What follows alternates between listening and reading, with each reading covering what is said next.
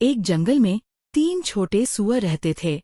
उनके नाम सोनू, मोनू और गोलू थे। वे बहुत खुश थे और हमेशा खेलते रहते थे। लेकिन एक दिन उनकी माँ ने उनसे कहा, बच्चों, अब तुम बड़े हो गए हो। तुम्हें अपना अपना घर बना लेना चाहिए। तीनों छोटे सूअर घर बनाने के लिए निकल पड़े। सोनू सबसे आलसी था। उसने जल्दी से कुछ सूखी घास और लकड़ियां इकट्ठा की और एक छोटा सा घर बना लिया। उसे लगा कि यह घर काफी मजबूत है।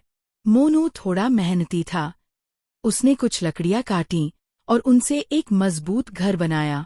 उसे लगा कि उसका घर सोनू के घर से ज्यादा सुरक्षित है। गोलू सबसे समझदार और मेहनती था। उसने बहुत सारी ईंटें इकट्ठा की और उनसे एक बहुत मजबूत घर बनाया। उसे पता था कि उसका घर सोनू और मोनू के घरों से ज्यादा सुरक्षित होगा। कुछ दिनों बाद जंगल में एक बड़ा भेड़िया आया। वह बहुत भूखा था और उसे छोटे सूअर दिखाई दिए। भेड़िया सबसे पहले सोनू के घास के घर के पास गया। उसने दरवाजे पर फूंक मारी और घर ताश के पत्तों की तरह उड़ गया।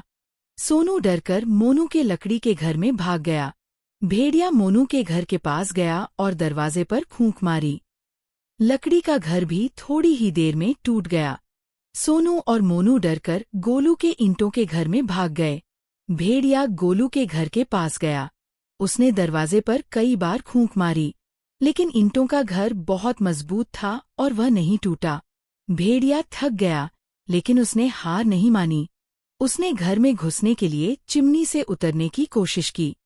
गोलू बहुत समझदार था। उसने चिमनी के नीचे एक बड़ा पतीला रखा और उसमें पानी भरकर आग लगा दी। जैसे ही भेड़िया चिमनी से नीचे उतरा, वह गर्म पानी में गिर गया और जल गया।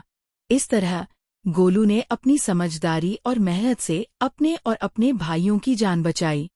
सोनू और मोनू को अपनी गलती का एहसास हुआ और उन्होंने सीखा कि मेहनत का फल हमेशा मीठा होता है।